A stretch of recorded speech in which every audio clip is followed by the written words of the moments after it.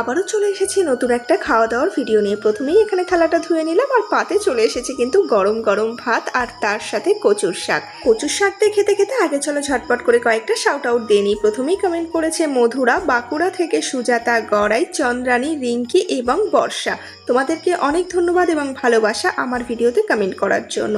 এরপরেই চলে এসেছে মোচা।